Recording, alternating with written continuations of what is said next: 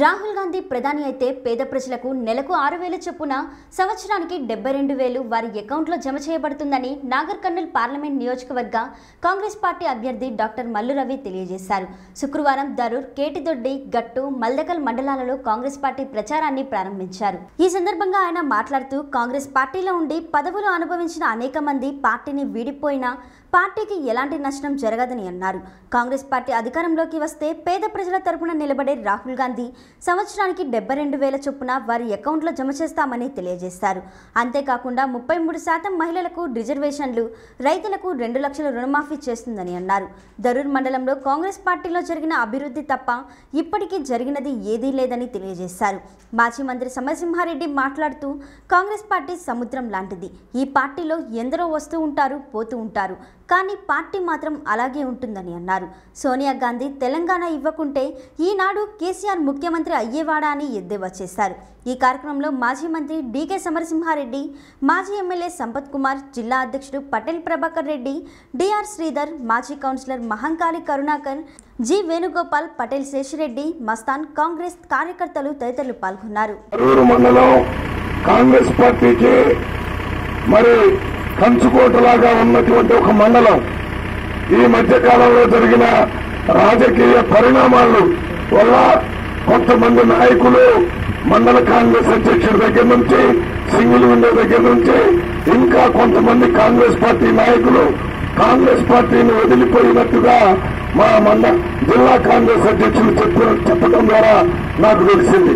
నేను ఇంతకుముందు 2 సార్లు ఎంపీగా ఉన్నా ఈ గద్వాల నాగర్ కర్నూలు అప్పుడు లేదు, అప్పుడు వేరే ఏరియా ఉండేది.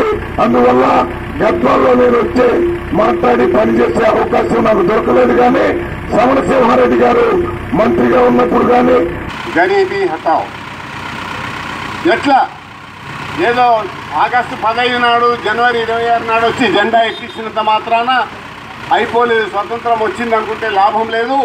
పేదవాడికి అట్టడుగున్న వర్గాల్లో ఉన్నటువంటి హరిజన, గిరిజన, వెనుకబడిన వర్గాలకు సంబంధించినటువంటి మైనారిటీ వర్గాలకు సంబంధించినటువంటి వాళ్లకు ఆర్థికంగా స్వాతంత్రం వచ్చినప్పుడే స్వాతంత్రానికి అంటూ ఒక అర్థం ఉంటుంది. లక్ష్యతో, తపనతో ఆనాడు శ్రీమతి ఇందిరాగాంధీ గారు బ్యాంక్ అంటే ఏమో తెలియనటువంటి వాళ్లకు బ్యాంకు పోయి చెప్పులు కుట్టేవాడు చెప్పులు కుట్టడానికి, బట్టలు కుట్టేవాడు బట్టలు కుట్టడానికి, వ్యవసాయం చేసేవాడు వ్యవసాయం, ప్రతిదానికి అప్పు పొందేటట్టుగా బ్యాంకులను జాతీయకరణ చేసింది కాంగ్రెస్ పార్టీ కాదా అని కూడా నేను ఒక్కసారి ఆలోచించండి. మీకు ఇదేదో గ్రామ పంచాయతీకో లేకపోతే మండలానికో, ఎంపీటీసీకో, జడ్పీటీసీకో, కోఆపరేటివ్ దానికి జరిగే ఎన్నిక కాదు. మీ అందరి యొక్క భవిష్యత్తును ఇంకొక 5 సంవత్సరాల పాటు దేశం మొత్తం మీద దేశ భవిష్యత్తును నిర్ణయించేటటువంటి ఎన్నిక లోపల ఎలాంటి పొరపాటు జరగకుండా ఉండాలని చెప్పని అనేది మా యొక్క పరిపూర్ణమైన మీకు మనవి అని కూడా నేను మీతో సవినయంగా మనం చేస్తా ఉన్నాను.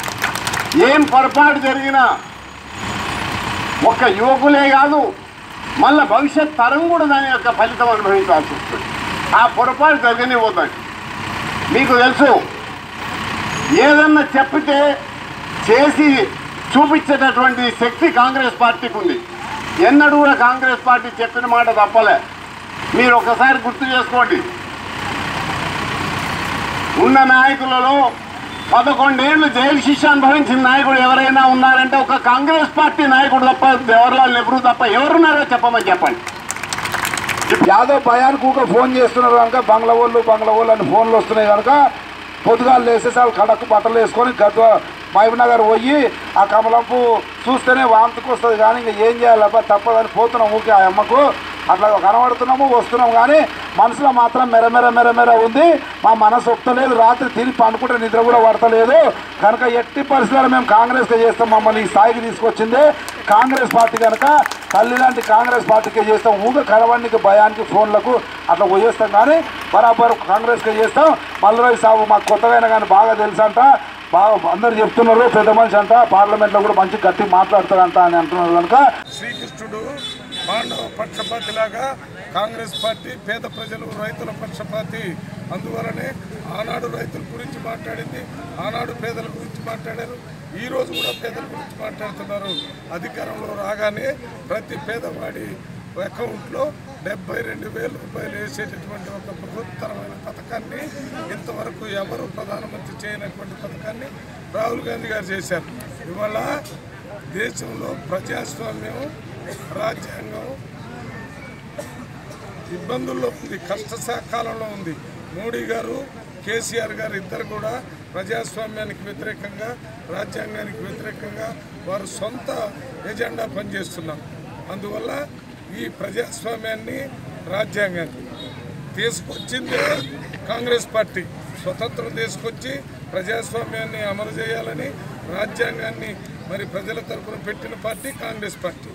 అంబేద్కర్ గారు రాజ్యాంగాన్ని పార్లమెంట్లో ఇచ్చేటప్పుడు ఒక మాట చెప్పాడు, నిండు పార్లమెంట్లో ఎప్పుడు. అఖిల భారత కాంగ్రెస్ కమిటీ కార్యదర్శిగా ఈ నాగర్ కర్నూలు పార్లమెంటు ఎన్నికల ఇన్ఛార్జిగా అన్ని నియోజకవర్గాలు తిరుగుతున్న సందర్భంలో గద్వాల్ నియోజకవర్గంలో కొన్ని విపత్కర పరిస్థితులు ఏర్పడిన మాట వాస్తవం. ఎందుకంటే 20-25 సంవత్సరాలు కాంగ్రెస్ పార్టీ ఎవరినైతే పెంచి పోషించి అధికారాన్ని ఇచ్చి ఆడబిడ్డ కదా అని కడుపులో పెట్టుకొని చూసుకుంటే వారే తల్లి లాంటి పార్టీకి ద్రోహం చేసి అర్ధరాత్రి వేరే పార్టీలోకి అమ్ముడుపోయిన సందర్భంగా కొన్ని విపత్కర పరిస్థితులు అన్నమాట వాస్తవం గద్వాల్. ఆ పరిస్థితులను ఏ రకంగా ఛేదించి మళ్ళీ గద్వాల్లో కాంగ్రెస్ పార్టీని నిలబెట్టాలని ఇన్ఛార్జిగా ప్రయత్నం చేస్తున్న క్రమంలో తురుపు ముక్కలాగా సమరసింహారెడ్డి గారు కాంగ్రెస్ పార్టీకి దొరకడం, ఇన్ఛార్జ్ కావడం, గ్రామాల్లో తిరుగుతున్న క్రమంలో ఇప్పుడిప్పుడు తెలుస్తూ ఉంది మాకు కూడా. మేమేదో అనుకున్నాం కానీ ఆత్మ ప్రబోధానుసారము అందరూ కూడా